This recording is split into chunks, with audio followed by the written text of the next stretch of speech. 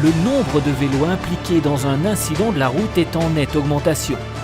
C'est une hausse considérable. Les accidents en deux roues ont augmenté de 40% à Paris. De plus en plus de cyclistes se sentant en insécurité sur la route.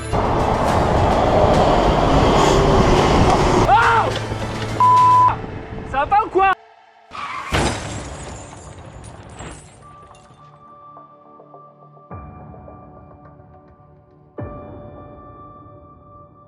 Eh bien, bonjour à tous. Nous sommes élèves de première au lycée Turgot, à Limoges, et nous allons vous présenter notre projet pour la finale des Olympiades de sciences de l'ingénieur. Comme vous l'avez vu en introduction, les accidents impliquant des cyclistes ont beaucoup augmenté ces dernières années. Nous avons donc cherché avec ce projet à améliorer la sécurité globale des cyclistes sur la route. Afin de répondre au mieux à cette mission, nous sommes partis d'un système déjà préexistant, l'écarteur de danger.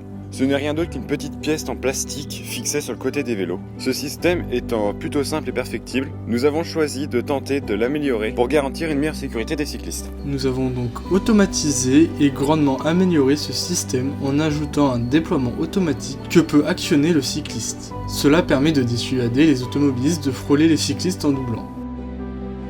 Nous avons également rajouté un capteur cardiaque et un capteur de distance à ultrasons afin de réaliser des statistiques sur le lien entre la distance de dépassement des automobilistes et l'état de stress du cycliste.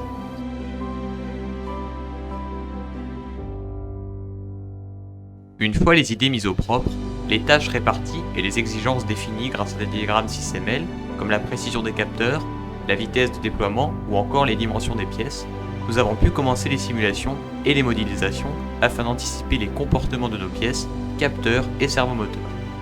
Pour ce faire, nous avons utilisé le logiciel MATLAB pour les simulations de capteurs afin de prédire les marges d'erreur et comprendre leur comportement. Pour les simulations de mouvement des pièces principales, nous avons utilisé le logiciel SolidWorks et plus particulièrement le module Mécaré 3D. Une fois le système conçu et simulé, nous avons pu passer à la construction et aux différents tests nécessaires pour régler les imperfections de fonctionnement. Il a fallu d'abord découper des prototypes en carton, puis les pièces finales au laser. Nous les avons ensuite assemblées et fixées ensemble. Nous avons également décidé de peindre l'écarteur de danger afin d'avoir une meilleure visibilité pour les automobilistes. Une fois le système complet, terminé, monté et testé, nous avons pu passer à la phase de test en conditions réelles. Voici maintenant la démonstration à l'intérieur de notre écarteur de danger.